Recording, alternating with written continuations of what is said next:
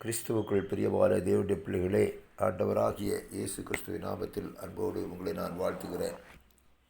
தேவன் கொடுத்த புதிய நாளுக்காக ஆண்டவருக்கு ஸ்தோத்திரங்களை நான் ஏறெடுக்கிறேன். தேவாதி தேவன் இந்த நாளில் நம்மோடு கூட இருந்து கிருபையாக நடத்தி செல்வாராக. ஆமென். இந்த நாளுடைய தியானத்திற்காக எடுத்துக்கொள்ளப்பட்ட பகுதி நீதிமொழிகள் 29வது அதிகாரம். 29வது அதிகாரத்தில் 23வது வசனத்தை வாசிக்கிறேன். மனுஷனுடைய அகந்தை அவனை தாழ்த்தும், மனத்தாழ்மை உள்ளவனோ கனமடைவான். ஞானி இதில் 2 பேரை குறித்து சொல்லுகிறார். ஒன்று அகந்தை உள்ள மனுஷன், இன்னொன்று மனத்தாழ்மை உள்ள மனுஷன். 2 பேரை பற்றி சொல்கிறார். மனத்தாழ்மையை பற்றி சொல்லும்போது அந்த மனத்தாழ்மை அவனை கனமடைய செய்யும் என்று சொல்லுகிறார். அந்த அகந்தை அவனை தாழ்த்தும் என்று சொல்லுகிறார். வேதாகமத்தில் 2 உதாரணத்தை பார்க்க முடியும். ஒன்று நேபுகாத்நேச்சார். அந்த நேபுகாத்நேச்சார் 120 தேசங்களுக்கு ராஜாவாக இருந்தவன். கர்த்தர் அவனை உயர்த்தி வைத்திருந்தார், கனப்படுத்தி வைத்திருந்தார். ஆனால் அவருக்குள்ள ஒரு அகந்தை வந்தது. அந்த அகந்தை அவரை தாழ்த்தி போட்டது என்பதை பார்க்கிறோம்.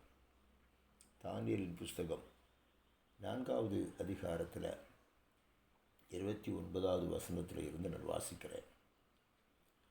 12 மாதம் சென்ற பின்பு ராஜா பாபிலோன் ராஜ்யத்தின் அரண்மனை மேல் உலாவிக் கொண்டிருக்கும் போது, இது என் வல்லமையின் பராக்கிரமத்தினால என் மகிமை பிரதாபத்துக்கென்று ராஜ்யத்துக்கு அரண்மனையாக நான் கட்டின மகா பாபிலோன் அல்லவா என்று சொன்னான்.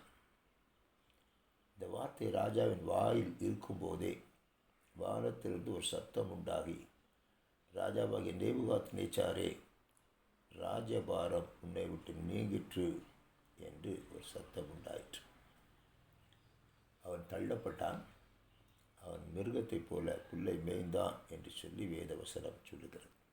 எவ்வளோ பெரிய பராக்கிரமுள்ள மனுஷனாக இருந்தால் தன்னை உயர்த்தும் போது அவன் தாழ்த்தப்படுவான் என்பதை பார்க்கிறோம். வேதவசனம் சொல்லுது, பெருமை உள்ளவர்களுக்கு தேவன் எதிர்த்து நிற்கிறார்.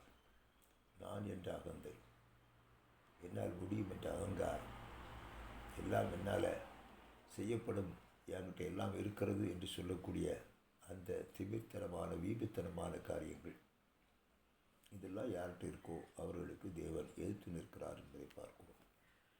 பெரிய ராஜாவாக இருக்கலாம், ஆனால் அந்த கனம் கர்த்தருடையது என்பதை அவன் நினைக்காத பட்சத்தில் கர்த்தர் அவனை தள்ளி விடுவார் என்பதை இந்த வசனம் சொல்லுகிறது. எனக்கு அன்பான தேவனுடைய பிள்ளைகளே, தன்னை தாழ்த்தாத நேபுகாத்நேச்சார் மாட்டை போல புல்லை மேய்ந்தார். இன்னொரு மனுஷனை பற்றி பார்க்கிறோம். அது ஆண்டவராகிய இயேசு கிறிஸ்து. பிலிப்பியர் 2வது அதிகாரத்தில் அவரை பற்றி இப்படியாக சொல்லப்பட்டிருக்கிறது. 8வது வசனத்தில் இருந்து நான் வாசிக்கிறேன். அது மனுஷ ரூபமாய் காணப்பட்டு மரண பரியந்தம், அதாவது சிலுவையின் மரண பரியந்தம் கீழ்ப்படிந்தவராகி தம்மை தாழ்த்தினார். ஆதலால் தேவன் எல்லாவற்றிற்கும் மேலாக அவரை உயர்த்தி இயேசுவின் நாமத்தில் வானோர் பூதளத்தோர் பூமியில் கீழானோருடைய முழங்கால் யாவும் முடங்கும்படிக்கும், பிதாவாகிய தேவனுக்கு முன்பாக இயேசு கிறிஸ்து கர்த்தர் என்று நாவுகள் யாவும் அறிக்கை பண்ணும்படிக்கும் எல்லா நாமத்திற்கும் மேலான நாமத்தை அவருக்கு தந்தருளினார். எல்லாவற்றுக்கும் மேலாக பிதாவாகிய தேவன் ஆண்டவராக இயேசு கிறிஸ்துவை உயர்த்தினார். என்ன காரணம் அப்படின்னு பார்த்தீங்கன்னா, அவர் தம்மை தாழ்த்தினார், கடைசி வரை தாழ்த்தினார். பிறந்ததில் இருந்து கடைசி வரை தாழ்த்தினார். அடிமை ரூபம் எடுத்தார். தேவ சாயலாக இருந்த ஒரு மனுஷன் அடிமை ரூபம் எடுத்து தம்மை தாழ்த்தினார் என்று வேதவசனம் சொல்லுகிறது. அன்பான தேவனுடைய பிள்ளைகளே, இன்னைக்கு ஆண்டவர் நம்மை உயர்த்துவதற்கு விரும்புகிறார், மேன்மைப்படுத்த விரும்புகிறார். அவரால் தாழ்த்தவும் முடியும், உயர்த்தவும் முடியும். ஐஸ்வர்யம் கனமும் மகிமும் கர்த்தரிடத்தில் இருக்கிறது.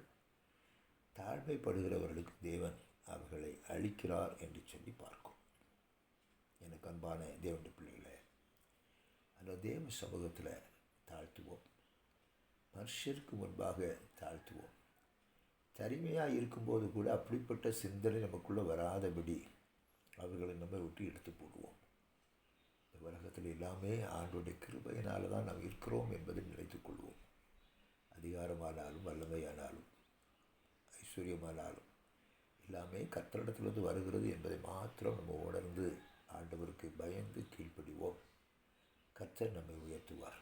எல்லா மனுஷர்களையும் நம்மை காட்டிலும் கனமானவர்களாக எண்ணுவோம்.